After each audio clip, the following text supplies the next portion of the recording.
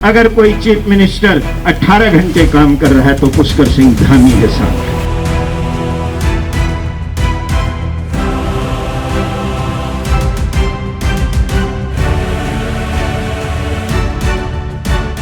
माननीय मुख्यमंत्री जी ने बहुत ऐतिहासिक निर्णय इस प्रदेश की जनता के लिए लिए हैं। यहाँ तो मैं देख रहा हूँ हजारों हजार की संख्या में यहाँ भी हैं, बाहर भी हैं, इतनी बड़ी संख्या में हमारे सब भाई बहन आए हैं। हमने लैंड जिहाद, लब जिहाद, थूक जिहाद के खिलाफ कार्रवाई करी। हमने अतिक्रमण हटाया, 12,000 एकड़ सरकारी जमीनें अभी तक हमने खाली करवा दी। क्या अच्छा कर रहे हैं धामी जी? बहुत अच्छा कर रहे हैं। क्या सवाल तो इस क्षेत्र के लिए उन्होंने जो तटबंधन का काम किया इतने सालों में कभी नहीं हुआ।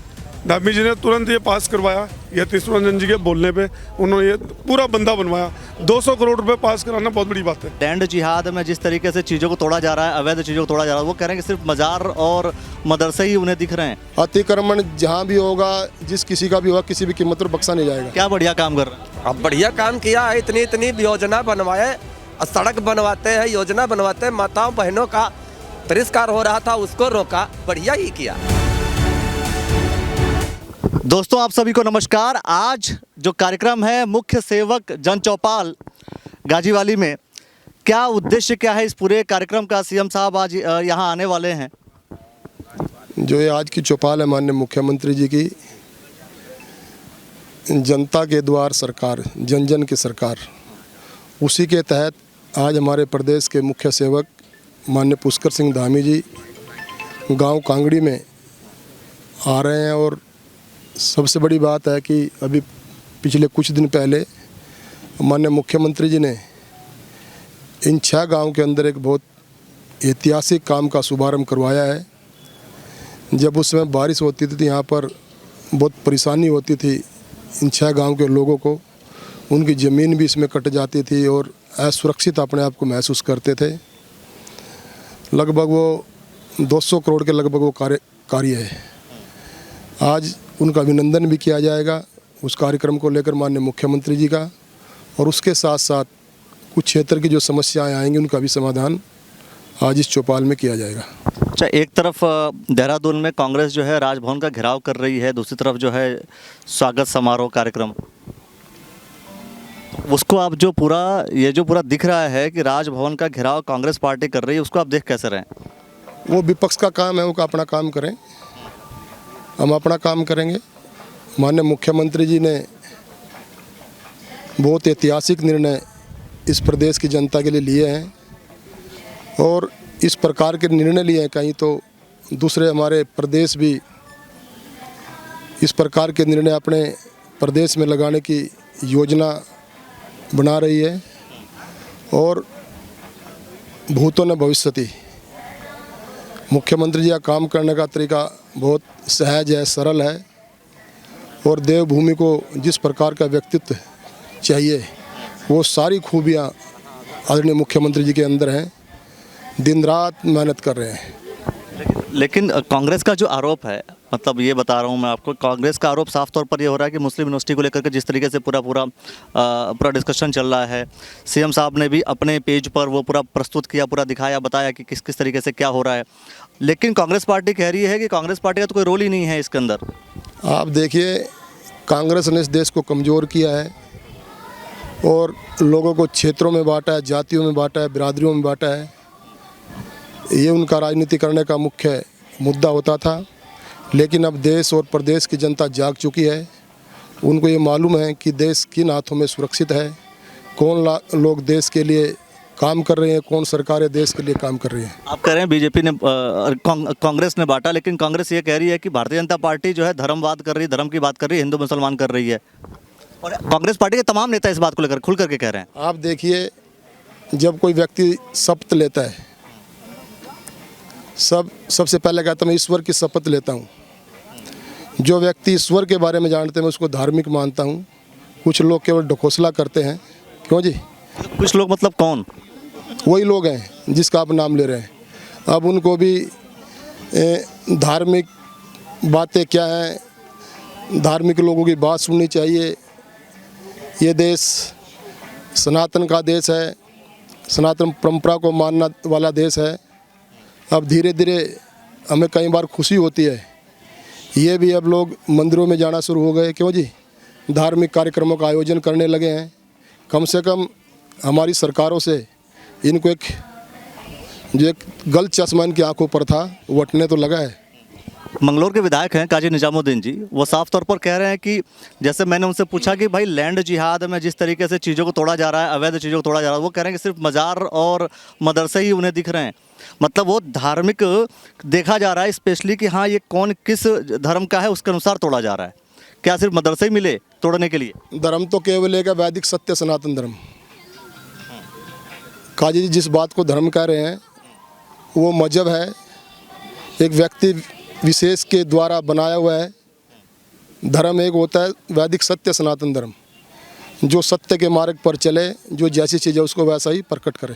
लेकिन ऐसा क्यों है कि सिर्फ मतलब मजार और मदरसे ही दिख रहे हैं? अगर हम लैंड जिहाद की बात कर रहे हैं तो 9,000 11,000 एकड़ अगर इकट्ठा कर लिया, लेकिन उसके अंदर सिर्फ वही दिख रहा है। अकेले से ऐसा नहीं है, बिल्कुल नहीं है। अतिक्रमण जहाँ भी होगा, जिस किसी का भी होगा, किसी भी कीमत पर बख्शा नहीं जाएगा। धर्म के नाम पर, मजहब के नाम पर जो लोग अतिक्रमण करेंगे वो किसी भी कीमत पर बख्शे नहीं जाएंगे। धन्यवाद। तो देखिए आज जो है पूरा ये कार्यक्रम, आज सीएम साहब यहाँ आएंगे, तमाम जो योजनाएं हैं भारतीय जनता पार्टी की, जो सरकार की जो योजनाएं हैं उस योजनाओं पर पूरी चर्चा होगी, और जो यहाँ पर पॉलिटिकल लोग हैं उनसे भी खुल करके बातें होंगी और बात करेंगे, खुल करके हम आपको बताएंगे एक्चुअल में क्या रियलिटी है, क्या सत्यता है, वो आप बताते रहिए और देखते रहिए द न्यूज़ नेटवर्क। शुक्रिया।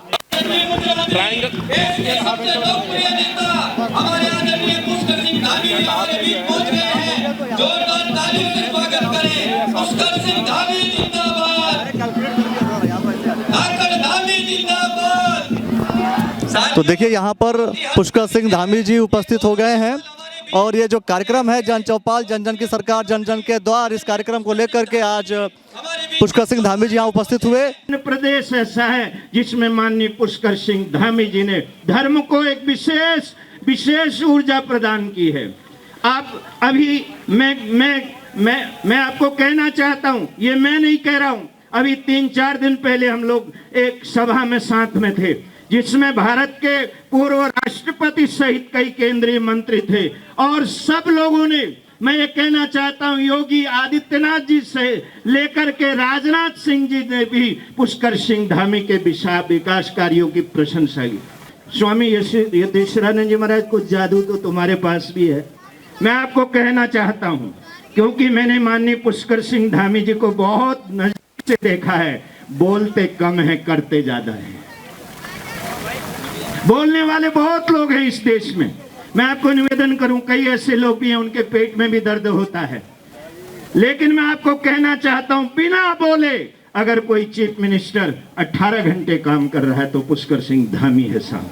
स्वामी जी से कल दिन में 1 बजे ऐसे ही तय हुआ कि हमारे जन जन की सरकार जन जन के द्वार एक कार्यक्रम चल रहे हैं, तो मैं हरिद्वार में भी, श्यामपुर क्षेत्र में या आसपास के क्षेत्र में, या जिसका नाम आप सब लोगों ने कहा कि आर्यनगर होना चाहिए, पहले गाजीवाली बोलते थे, अभी 1-2 बार और गाजीवाली मुझे कोई कह रहा था, पूज्य महाराज जी। अरे मैंने कहा भाई अब गाजीवाली मत कहो, जब आदेश आना होगा आ जाएगा। अब हमने कह दिया कि ये शासनादेश हो गया है कि अब इसका नाम आर्यनगर हो गया है, तो किसी आसपास के क्षेत्र में, किसी एक क्षेत्र में मुझे आना है।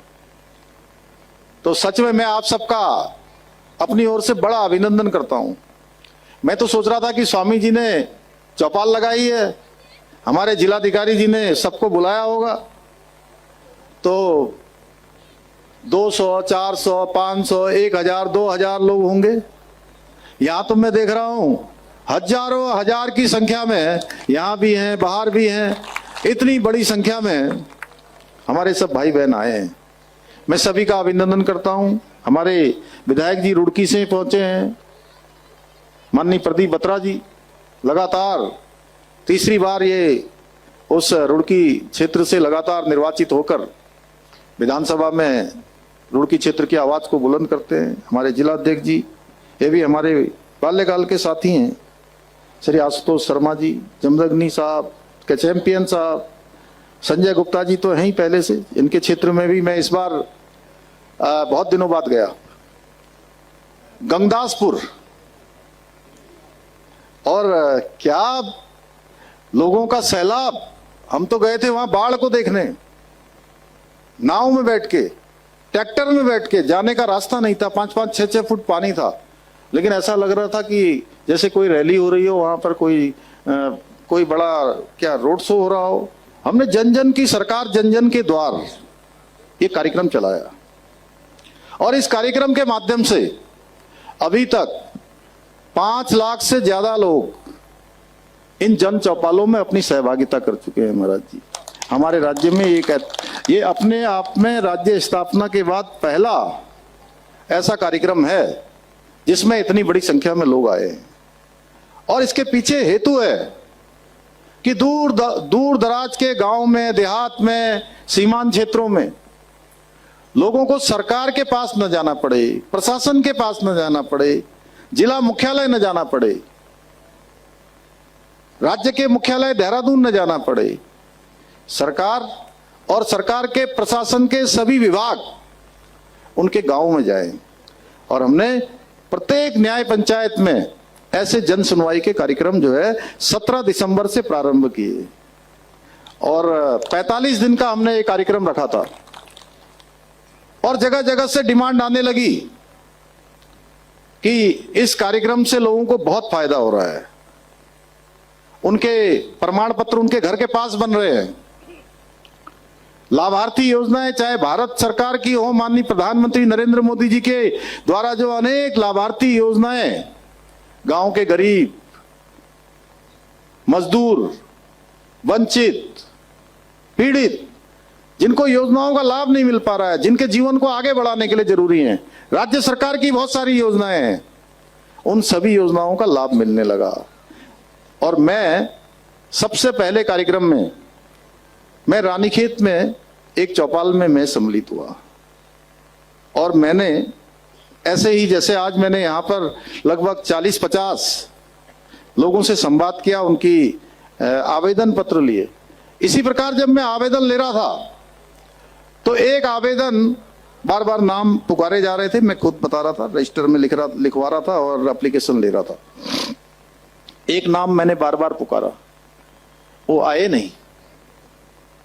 अब मुझे लगा कि एप्लीकेशन तो यहाँ लगी हुई है, नाम इनका लिया जा रहा है, आ क्यों नहीं रहे। बाद में पता लगा कि वो हमारे दिव्यांग भाई हैं, दिव्यांग भाई हैं, उन्होंने एप्लीकेशन लगाई है अपनी कि मेरा जो है दिव्यांग प्रमाण पत्र बनना है। अजीत जी दिव्यांग प्रमाण पत्र बनना है।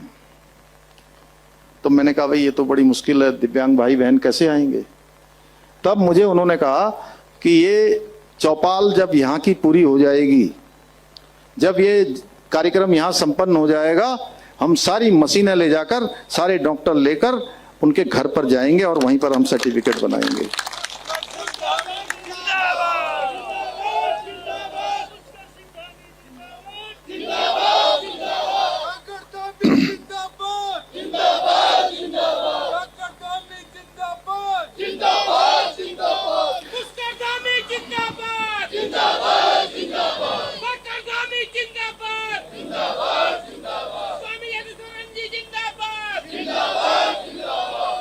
इस प्रकार भाइयों बहनों, जब 5 लाख लोगों ने इन शिविरों में भाग ले लिया, उसके बाद भी लोगों के बीच में से आवाज आई कि अब ये कार्यक्रम और आगे बढ़ना चाहिए, और हमने इसको अगले 20 दिनों के लिए और बढ़ा दिया। जो ग्रामीण क्षेत्र थे, ग्रामीण क्षेत्रों में जहां हो गया है, वहां जहां कमी रह गई है वहां दोबारा हो, उसके बाद शहरी क्षेत्रों में भी इस प्रकार के कार्यक्रम किए जाएं। हम माननीय प्रधानमंत्री मोदी जी के मार्गदर्शन में, उनकी प्रेरणा से हमारा संकल्प है कि उत्तराखंड हमारा देश का आदर्श राज्य बने, अग्रणी राज्य बने, और पहली पंक्ति के राज्यों में हमारा नाम आए। आज मुझे आप सबको बताते हुए गर्व हो रहा है कि आज हिंदुस्तान के जब भी अग्रणी श्रेणी के राज्यों की गिनती होती है, आप याद करिए पहले के समय में और आज आपको अंतर साफ मालूम दिखाई देता होगा कि बहुत सारे ऐसे विषय आते हैं भारत सरकार के जिसमें उत्तराखंड हमारा उस इंडेक्स में, मैं नहीं बोल रहा हूं, आप लोग बोलिए, खनन हरिद्वार का एक प्रमुख मुद्दा हमेशा रहता है। लेकिन महाराज जी, मैं बड़े विनम्रता पूर्वक आपसे कहना चाहता हूं, आप सबके समक्ष कहना चाहता हूं माननीय कि समय समय पर इसका सवाल उठते थे। हम खनन में पॉलिसी लेकर आए नहीं, और उस पॉलिसी का परिणाम हुआ सारी चोरी, सारे अवैध रूप से चलने वाला ये खनन बंद हुआ, जिसका रेवेन्यू मात्र 300-400 करोड़ हुआ करता था, वो रेवेन्यू हमारा 1200 करोड़ को पार कर गया, और लगातार। और उसके कारण से श्रेणी सी के राज्यों की सूची में हमारे राज्य को भारत सरकार ने सारे मानक पूरा करने के प्रोत्साहन के रूप में हमको 100 करोड़ रुपए की राशि, 200 करोड़ रुपए हमको प्रोत्साहन राशि के रूप में प्रदान की है।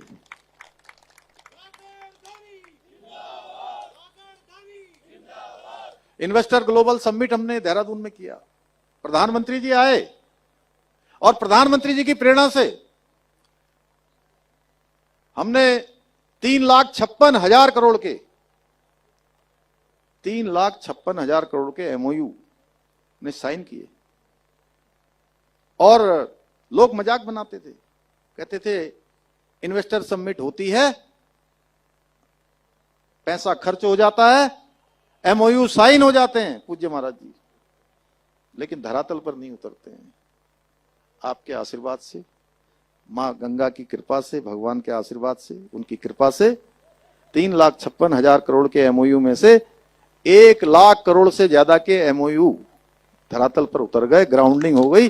माननीय गृह मंत्री अमित शाह जी रुद्रपुर में आए थे, उस ग्राउंडिंग सेरेमनी में उन्होंने हम सबका प्रोत्साहन किया था उसमें आकर।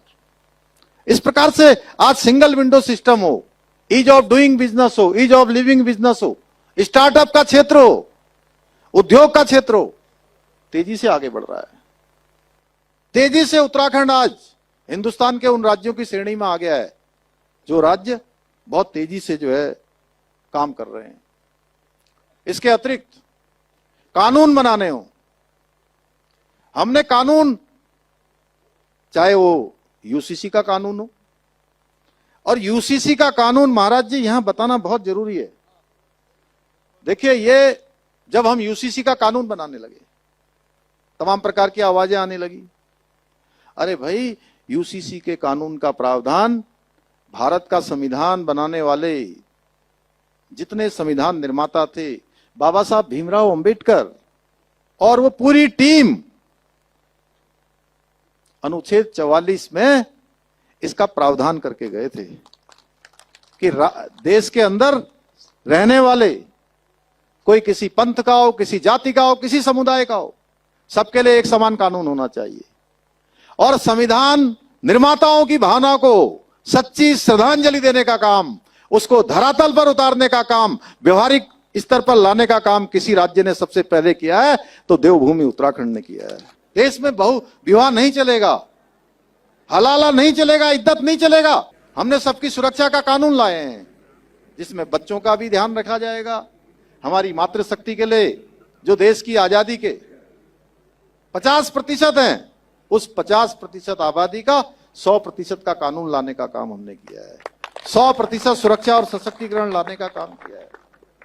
लेकिन उनके पेट में दर्द हो गया, वो कहने लगे कि इसमें एक लिव इन रिलेशनशिप, आपने देखा होगा, वो कहने लगे, मेरे बहुत सारे युवा लोग हैं जो यहां पर, मैं उनको आज बताना चाहता हूं, आप लोगों को आगे भी ये बात जिस प्रकार से भ्रामक रूप से फैलाई गई, अफवाहें फैलाई गई, फैब्रिकेटेड चीजें आगे बढ़ाई गई कि लिव इन को हमने मान्यता दे दी।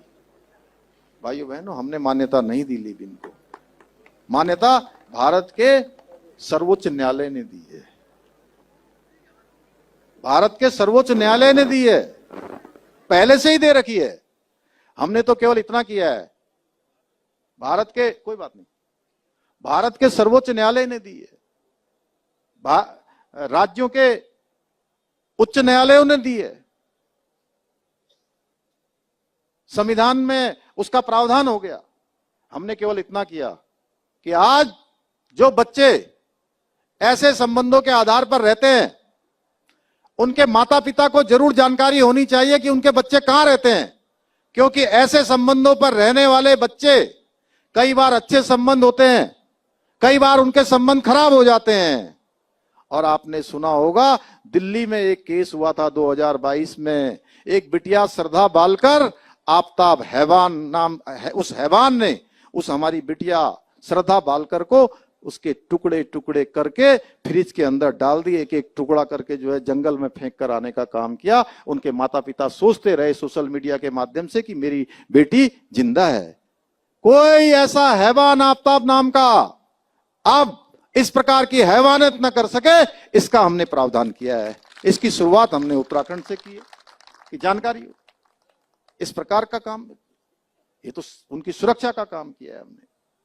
और आपस में संबंध होते हैं तो कई बार अन्य प्रकार की कानूनी चीजें होती हैं, फिर मामला जाता है कोर्ट में, कचहरी में, न्यायालय में, पुलिस में, और पूरी जिंदगी भर। और जिनके साथ ऐसी घटनाएं हो जाती हैं, उनके माता पिता के पास उसके बाद रोने के सिवा कोई काम नहीं रहता है। भाइयों बहनों, हम ये कानून लाते हैं, पूज्य महाराज जी, तो उनका पेट दुखता है। अब बताइए, उनका पेट दुखे तो दुखे, लेकिन हम अपने आने वाली पीढ़ी को उनके लिए असुरक्षित वातावरण नहीं देना चाहते हैं। देवभूमि से गंगा निकलती है और देवभूमि से मां गंगा निकलकर पूरे देश को जल और जीवन देने का काम करती है। उसी प्रकार से ये यूसीसी की जो गंगोत्री देवभूमि उत्तराखंड से निकली है, उसका अनुसरण अन्य राज्य भी करने लगे हैं। आने वाले समय में पूरे देश को लाभ देने वाली है। मैं बहुत विस्तार से जाऊंगा तो बहुत लंबा हो जाएगा।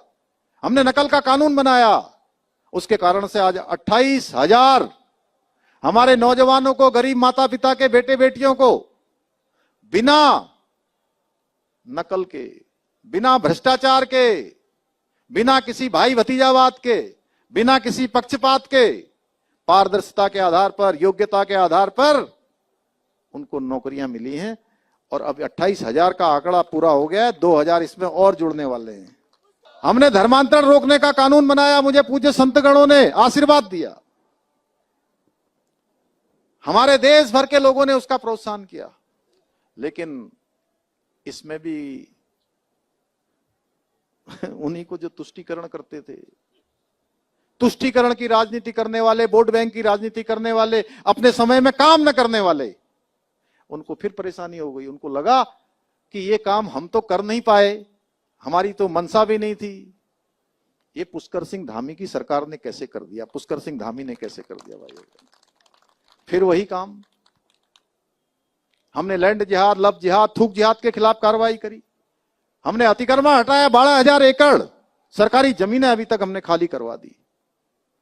हम मदरसा बोर्ड भंग करते हैं भाइयों बहनों। हमने कहा हम अल्पसंख्यक शिक्षा में सबके लिए समान कानून लाएंगे, उसमें सुधार का कानून लाएंगे। हम सिख भाइयों को भी लाए, आज मेरे पगड़ी वाले भाई बहुत दिख रहे हैं, बड़ी संख्या में यहाँ आए हैं। जैन समाज के लोगों को भी लाएंगे हम, इसमें पारसी समुदाय के, ईसाई समुदाय के, बौद्ध समाज के लोगों को भी इसमें हम सम्मिलित करेंगे। उससे भी उनको परेशानी होने लगी। ऐसे मदरसों पर ताला लगाने का काम हमने किया जहां केवल कट्टरता सिखाई जाती थी, नफरत फैलाई जाती थी, जहां केवल कबीलाई मानसिकता को बढ़ावा दिया जाता था, उन बच्चों को आधुनिक शिक्षा नहीं दी जाती थी। उसमें भी हमारे उन वोट बैंक के लोगों को उससे भी परेशानी होने लगी महाराज जी, उससे भी परेशानी होने लगी। जब हम कोई भी काम अच्छा करते हैं तो हमारे रास्ते में कहीं ना कहीं बैरिकेडिंग बनने का काम करते हैं। लेकिन हमने भी सीख लिया जी, आप बैरिकेडिंग लगाइए, हम देखिए बैरिकेडिंग के आगे पीछे से निकल जाएंगे या ऊपर से निकल जाएंगे, पीछे से निकल जाएंगे, और हमें जहां जाना है हम वहां पहुंच जाएंगे। मतलब ये जो कार्यक्रम के बारे में कुछ बताएंगे, क्या बताएंगे कि धामी जी? बढ़िया कार्यक्रम हुआ, बहुत बढ़िया बोले धामी जी, बहुत बढ़िया है, बीजेपी बहुत बढ़िया है। क्या बोले, मेन बात तो ये है, बोले सबकी जन समस्याएं सुनी, जन चौपाल लगाया, जन समस्या, बढ़िया काम। क्या बढ़िया काम कर रहे हैं? अब बढ़िया काम किया है, इतनी इतनी योजना बनवाए, सड़क बनवाते हैं, योजना बनवाते हैं, माताओं बहनों का तिरस्कार हो रहा था उसको रोका, बढ़िया ही किया। इससे अच्छा क्या होगा? चलिए, क्या कह रहे हैं आप? पब्लिक का उत्साह बताएंगे, उत्साह ये पब्लिक का उत्साह है धामी जी के प्रति कि वो यहाँ पे आए, उन्होंने इतनी बातें की, इतना टाइम दिया। ये पब्लिक का उत्साह है उनके प्रति, जो बीच बीच में वो कहते हैं धाकड़ धामी जिंदाबाद, ये बहुत अच्छी बात है। वो उनके कार्यशैली को देख के बोल रहे हैं। क्या अच्छा कर रहे हैं धामी जी? बहुत अच्छा कर रहे हैं। क्या सवाल तो इस क्षेत्र के लिए उन्होंने जो तटबंधन का काम किया, इतने सालों में कभी नहीं हुआ। धामी जी ने तुरंत ये पास करवाया, यतीश रंजन जी के बोलने पे उन्होंने ये पूरा बंदा बनवाया। 200 करोड़ रुपए पास कराना बहुत बड़ी बात है।